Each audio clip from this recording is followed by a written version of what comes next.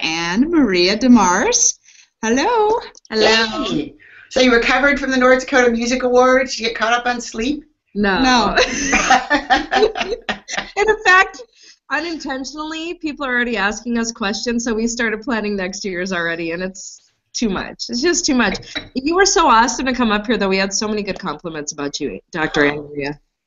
It was very fun, except for the Mother Nature trying to kill you part. Yeah. She's got some PMS issues in North Dakota. Yeah, she does. She does. Now, give people a little bit of a background on you, because speaking of the North Dakota Music Awards, everybody asked me, well, how did she get tied to the state of North Dakota? Like, how did you end up here, AnnMaria? Well, I was graduating with my PhD from the University of California, and my oldest daughter was riding the school bus home, and somebody from a rival gang pulled up next to the busload of little kids and pulled out a gun and shot the guy in the next car in the head dead. And so then Maria was only in, I think, the second grade, and the school calls each parent of the children who are on the bus, and they're, oh, and don't worry about this, because, you know, this sort of thing happens all the time. We have counselors on staff in the district to deal with this. I'm like, this happens all the time? And so I was graduating. I had a number of offers from different universities, and Minot State was one of them, and Minot had the lowest crime rate in the country. So that was a big plus. No, seriously. And then my late husband, when I was going to graduate school, the job market was very, very different than it is now for professors. And so we figured I could get a job anywhere. And I had it pretty good going through graduate school, and we had a full-time housekeeper. Ron had a really good job. He worked really hard. So I said, when I graduate, we'll move wherever you want to move. Not thinking he would pick the middle of North Dakota, but my husband grew up in Oregon, in outside of Myrtle Creek, Oregon, and Myrtle Creek, I think, is about, population 175, and they didn't actually live in town, which I would be hard pressed to call a place with 175 people a town. So that's where he grew up, and that's what he wanted for the kids, and so I'm a woman of my word, and I took the job in Minot. And it was actually great for me, and I would really recommend it for young people, because my career has been very rewarding. And what they told us when we graduated from the University of California is that they found that people's careers were really successful in proportion to how willing they were to move. Because if you're willing to go wherever the best opportunity is, then obviously your career is going to be better. And if I had gone to, say, UCLA, there would have been 10 other people in the building more qualified than me, because I was right out of grad school. But being in North Dakota, for example, they wanted a representative from the state or on the President's Council on Mental Retardation. And I was there doing research, and there aren't a lot of people in North Dakota. So I got opportunities like that. I was director of research for the University Affiliated Program at Minot State. And again, if I was at a big university, that would have gone to somebody with 20 years of experience. Right. So, yeah, it was a great opportunity to develop my career and get a lot of experience I never would have gotten if I'd stayed in LA. But it was also very, very cold. Yeah. And you still do a lot of consulting work in the state too, don't you? Oh, yeah. In fact, in some ways, I never left. When I left North Dakota, I was working with Chankdeshka Chicana Community College on the Spirit Lake Nation. Back then, it was called Little Hoop. And Dr. Eric Longi was the president, and I was working for them as a professor part-time, and then also the development officer writing grants. And he said, what do? You sit in an office and you analyze data and you write stuff. Do that in LA. And so I did, and I also taught the first internet course ever taught at a tribal college, because there's this new internet course thing, and that kind of segued into what we're doing now. So I still am in North Dakota, usually at least 3 or 4 weeks out of every year, often a week out of every month. It just depends on the projects we're working on. That's insane. Were you guys in Jamestown too?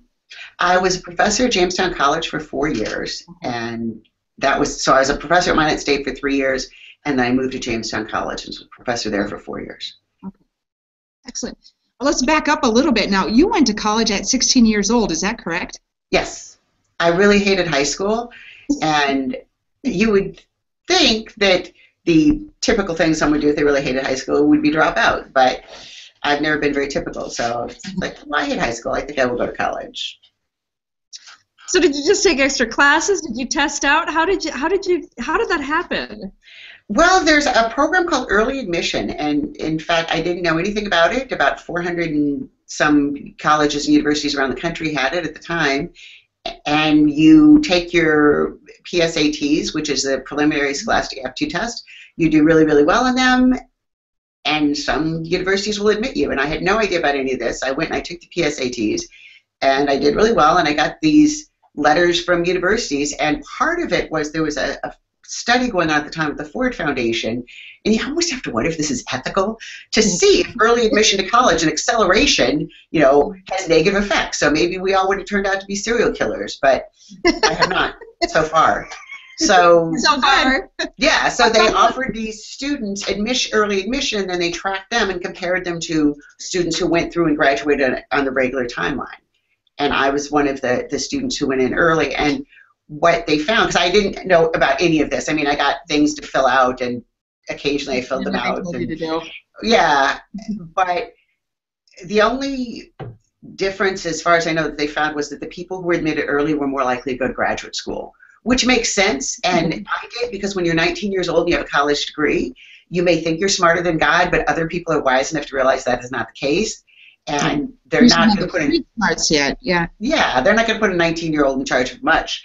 And so I didn't have a lot of opportunities professionally, but it was easy to get into graduate school. So I went to the University of Minnesota and got my MBA, swore I would never go anywhere cold again. And 11 years later, ended up taking a job in North Dakota. So do you think it's crazy that you hated school, but now you build video games to help people Education. learn? Well, I liked learning, but I hated school, and those are two different things. Totally different things. It's expanding the mind versus getting told about things. Exactly. Mm-hmm. And I had this idea for making video games ever since I was in graduate school 30 years ago. But if you think about what computers could do then, it was all like text-based stuff. And actually, when I applied to get my PhD, when they asked, what do you think about writing a dissertation on? And I said, I want to make games to teach math. And I actually even wrote some games. But again, what you could do back then was just text. The computer would come up and say, what's 4 times 8? And if you said 12, it would say, no, you're adding, don't do that. Yeah. But there wasn't graphics, there wasn't video. So I went off and I did other stuff. I wrote a dissertation on intelligence testing in the US and Mexico, and got a job as a professor. And then when my husband passed away, and even when he was ill, I started doing consulting because we had 2 incomes and now we had 1. And on top of that, we had all these medical bills. And so I started doing consulting, and when he passed away, I decided I wanted to move back home because, it's really hard being somewhere, raising 3 kids by yourself and not having that support system. So tell us, how did 7 Generation Games get started then? When did you just decide, I want to start an actual video game company? Well, it's funny. Eric Longe and I, again, he was from Spirit Lake, and we got the opportunity to go to Washington, D.C. and analyze the National Indian Education Study. And I wanted to go because I'm really into data analysis. My PhD is in applied statistics, and Eric wanted to go because it was a free trip to Washington. He will tell you this. So we went, and he was supposed to be like the cultural subject matter expert, and I was supposed to be the data analysis person. And we analyzed the data, and we found that the more Native American children participated in cultural activities, the worse they did academically. And I was very surprised at this and shocked. And Eric, who was president of the school board back on the Spirit Lake Nation, was not. And he said, first of all, think about it a minute. The time in school is finite. So if you have 5 hours in your curriculum that you spend on Native American studies, that's 5 hours less you spend on math or social studies or whatever. And he said also a lot of teachers or who are elementary teachers don't particularly like math, and that's why they went into elementary ed as opposed to engineering or something that's more math intensive. I think most people don't like math. Is that not true? Nicole likes it. I struggled. My son struggles. You did an interview with Michael Cashy last night. He specifically interviewed you because he struggles with math. I'd say probably 60 to 70% of the population, that's probably their worst subject. Well, and I think it's more true in this country than other places, and I think there are two reasons for that. One, it's somehow acceptable to say we're not very good at math. And I deliberately tell people I'm good at math because I want that to be a thing. Because no one says, I can't read too well, or I'm sort of dumb. Why is it okay to say you're not good at math? And part of it is we have this very misguided idea that math is something that you either have some magic math brain and you're good at it or you're not. And I can tell you that in one of my advanced statistics courses, not only was I number one in the class, but I was a standard deviation ahead of the number two person. So I was number one up here. I'm married to someone who went to UCLA for his PhD in particle physics because, and this is a quote, when the kids asked him why he picked that, because nuclear physics was too easy. Oh, wow. And yet, both of us have had times when we didn't get something in math. And we would swear, and we would read the book over, and we would do it again, and we would try and, Dennis is big on watching, videos online on everything. But you get good at math like you get good at track or writing or judo or public speaking. You do a lot of it. And the first time you do it, you suck. The first game we made was horrible. And it had bugs and all kinds of problems. And then we did another one, and we did another. So, but anyway, so to get back to your thing about math and why we did 7 generation games, so Eric says to me, I think I am not all surprised by these results because I have been a teacher at tribal schools. I've been on a school board member. I'm a parent who has several children who've gone through schools on the reservation. And he said, the less time you put into the school day in math, the worse kids are going to do. I mean, it only makes sense. Mm-hmm. And he said often our cultural classes are not integrated with the rest of our curriculum. I mean, Eric's, got a doctorate in educational administration, so he's, knows this stuff cold. So he's probably the best person to do this study with. So we're driving back to the airport, shared a cab back together, and he says, I am not going to accept that my grandchildren will learn their culture or math. It's not going to be one or the other. You need to do something. I have yet to have established why it became my responsibility in the cab when we got to the airport. But Yeah. And you seem like the kind of person where if I approach you with an idea, AnnMaria, you'll be like, yeah, let's do that. And then you will actually go do it. Where most people will be like, yeah, that's a great idea. You will do it. You'll get it done. That's the thing that always makes me laugh too when people have an idea about games, they have an idea about any kind of startup, but it's a secret. I don't want to tell you because you might steal my idea. I'm like, listen to me, girlfriend. We have enough ideas of our own. Our problem is getting the time to do the ideas we've got. And yes, you're right. I think that in anybody in the world is just such a rare skill that people. I went to this great thing called Digital Women that was put on by Digital LA, which oddly enough was not in LA, it was in Pasadena, but whatever. And one of the women was a producer, and she talked about how she got started in her profession. She said, there's so much of success as you just show up and put out. Mm-hmm. And she talked about how she started out. What are we talking about here? I know. She started out as an assistant to someone. I think, I might be wrong, but I think it's the woman who did The Guild and then went on to do some other TV show. And she started out as the personal assistant to her because she just wanted to get in the business any which way. And her boss was so impressed because they were having meetings all day. They have those cottages at Universal Studios. And at the end of the day, she said, you washed the dishes. And the woman's name was Jenny Powell. And she said, yes, because the dishes were dirty and I was here, so I washed them. But her boss was amazed. She's like, well, other personal assistants would do that. It would be somebody else's job. Mm-hmm, but the number of people who just see something needs to be done and do it. Like I work with people all the time that say, well, I don't know how to do animation in Photoshop, or I don't know how to edit something in iMovie, or I don't know how. Well, this would be a prime opportunity for you to learn. Because all the people that know how to do it did not shoot out of the, womb knowing how to program a JavaScript. They figured it out.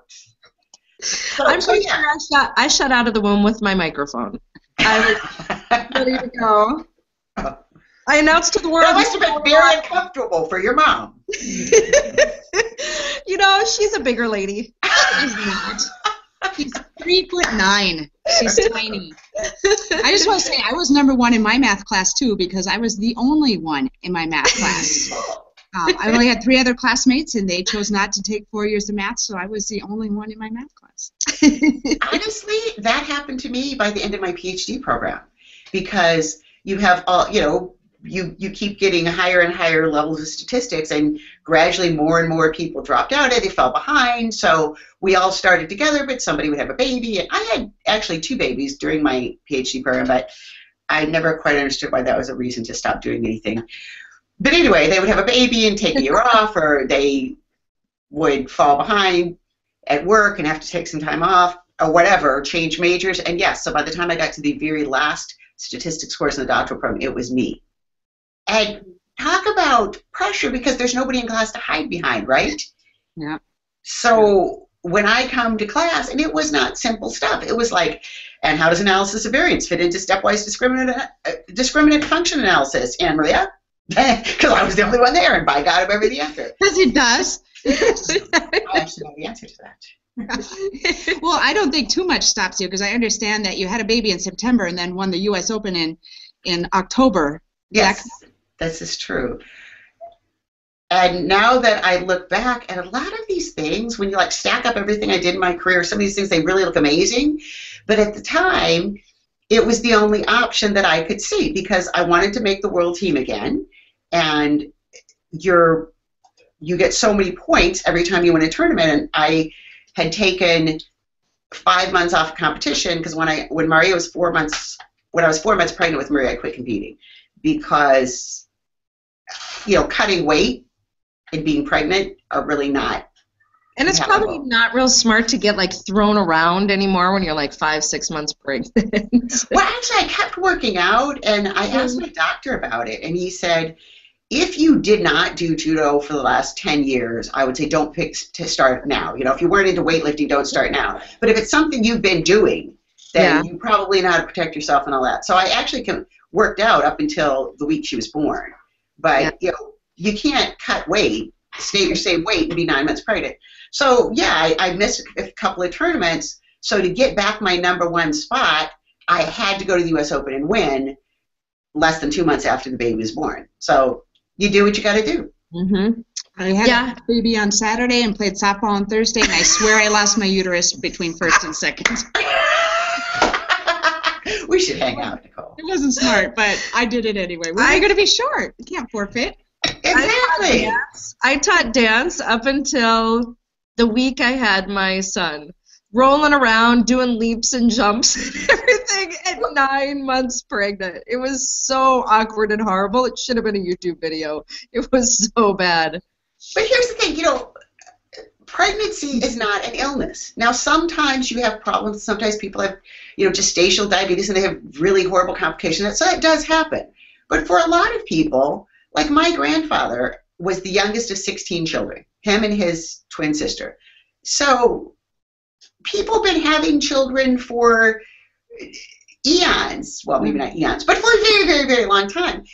And, it's the same thing when my kids were little bitty. People act as if raising children, you have to boil and sterilize everything. And I had an argument with my husband about this. If babies were that fragile, the human race would have died out long ago. Mm-hmm. And I'm not saying play football with them, but, if you want to pick up your infant and go to a conference and, nurse them in between sessions, good on you. Mm-hmm. So I never did answer your question about why games. Okay, so. Yes, let's talk about Second Generation games. So, Eric says to me, you need to do something, because I'm not going to accept my children and grandchildren learning math or learning the culture. So I had this idea of games ever since I was applied to graduate school. So now what you can do is so, so much greater.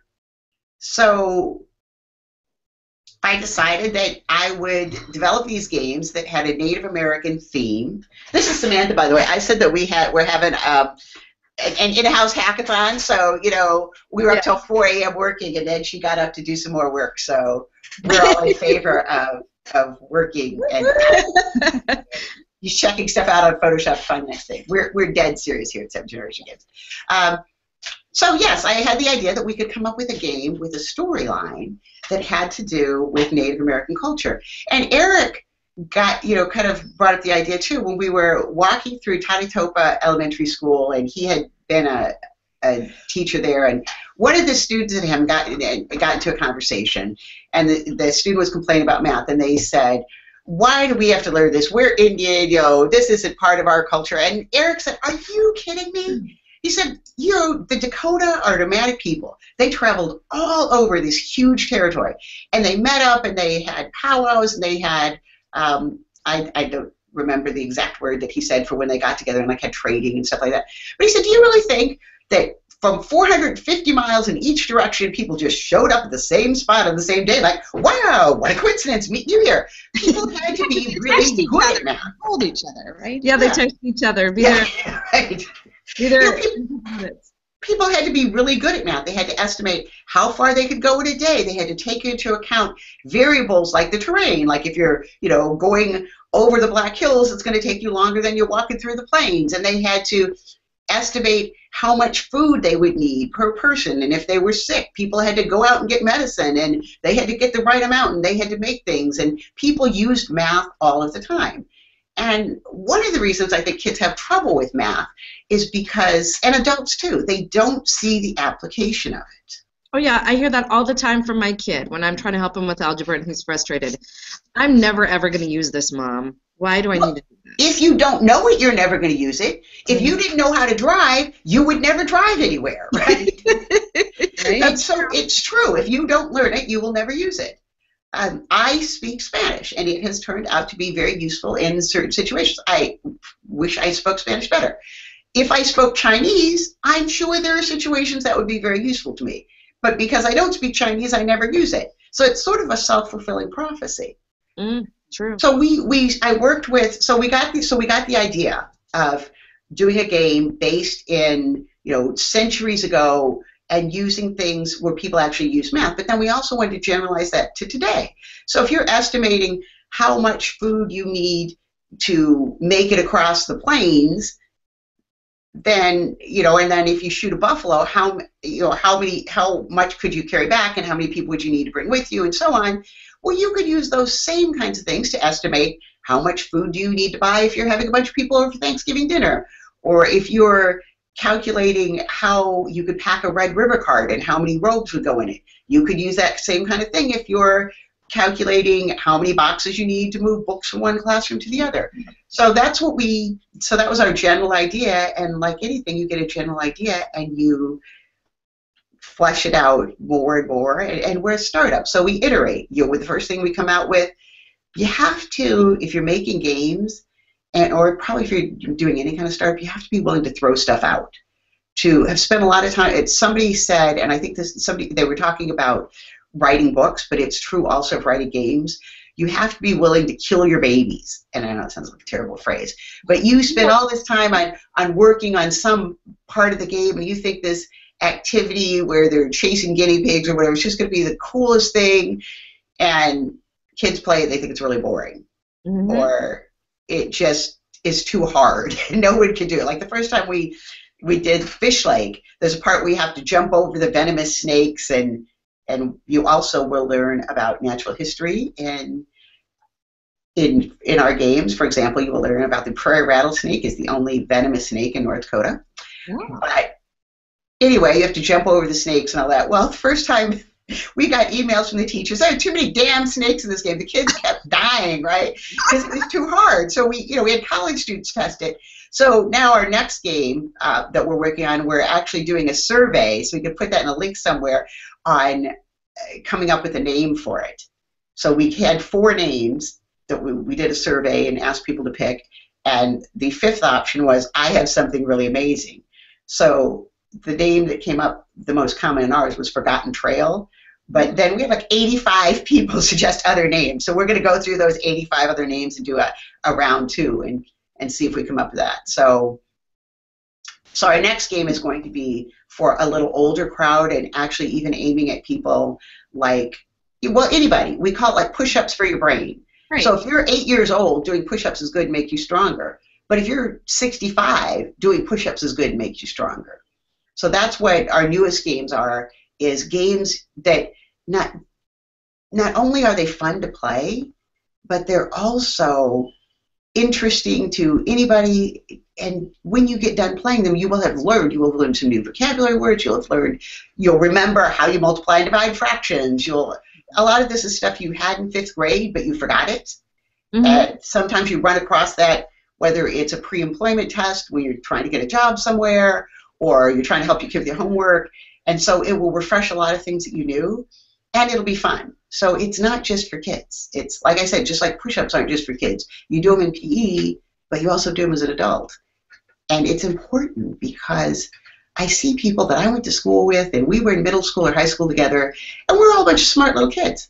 And then I went to college, and I got into a career where I use my brain all the time, and they got a job loading trucks, and they go home and they watch primetime TV. And the difference between us now intellectually is vast. And I don't see why people don't see this, because if you were a high school athlete and then you got into, a job where you sat at a desk all day, 20 years later, you and your friend who kept running and kept working out are vastly different physically. Why do you think that wouldn't be different for your intellect? So it's like push-ups for your brain. That's what we do.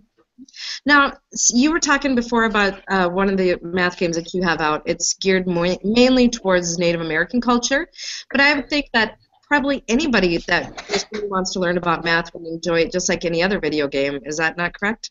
It is true. We originally were funded by a grant from the U.S. Department of Agriculture, of all places, for rural and economic development, because most reservations are in very rural areas.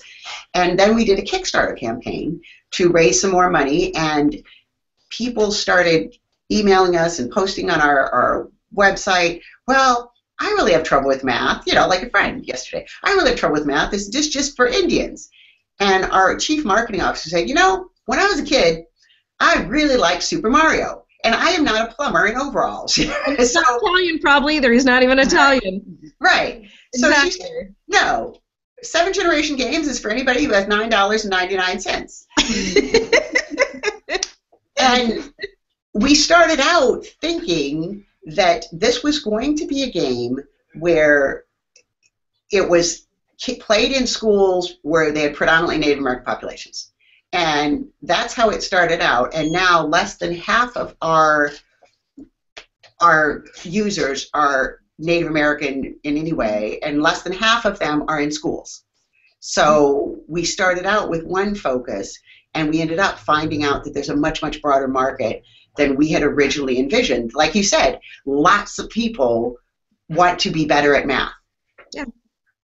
And they also don't want it to suck while they're learning it. Right, they don't want to sit there and look at a book. I think that's really great because kids learn differently now. Back in the day, it was okay for me to look at the book and go through the motions and just do the math problems as the teacher said, but kids nowadays, they learn differently. They want something more. Their attention span, I think, is less than ours was.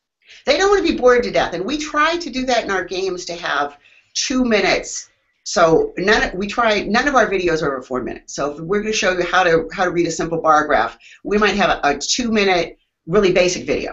Mm-hmm. And then if that didn't do it for you, you can go and study and do a little bit more advanced video, or you can skip the basic video. So there's a lot of choices. Do you want to read a web page? Do you want to do a practice problem? Do you want to do an activity? Do you want to watch a video? So they can pick however they want to learn, and they can pick often the level of difficulty. And it's also set up that the harder problem that you get right, then the next problem gets harder. If you get a problem wrong, the next problem gets easier. So the game actually accommodates itself to you. But I have to go because we have a meeting that's starting 4 minutes ago. My boys have been testing out your game for the past week or two, and they only have one complaint, but I think it might be purposeful. It's just that they can't run when they're going out to get herbs to bring back. They can. Hold down the shift key. Oh, hold down the shift key. Hold down the shift key and see? Woohoo, we thought everything. I thought maybe it's to learn patience. And that hold down the shift key, and while you hold the arrow, and you'll run forward, backwards, sideways, whatever. See, actually, this whole interview has just been a ruse so that our kids can beat the game. They love it, though. And is that Ronda saying, "Look out, wolves"? No, that is Ronda's youngest sister. However, Ronda was the one that had the idea of putting in the shift key to make it run faster. So Ronda actually is not a consultant in name only on the game. She plays a lot of video games. She's super into World of Warcraft and Pokemon, and so we have her come over every few months. In fact, she's supposed to do it yesterday, but I was too busy, so she'll probably come over today and go through like the latest version of the game and give her feedback as somebody who plays games all the time. All right. So, we're definitely going to talk again. We got a lot more to talk about. What's your website, AnnMaria, if people want to find out more about 7 Generation Games? www.7generationgames.com. The number 7. Yes, actually, we just bought the word 7 too, so we are dominant in the 7 market. Ruling the 7s. Oh, that's right. 7generationgames.com. Awesome. Thanks, AnnMaria. All right. I'll talk to you soon. Talk to you soon. Okay, see ya. Bye.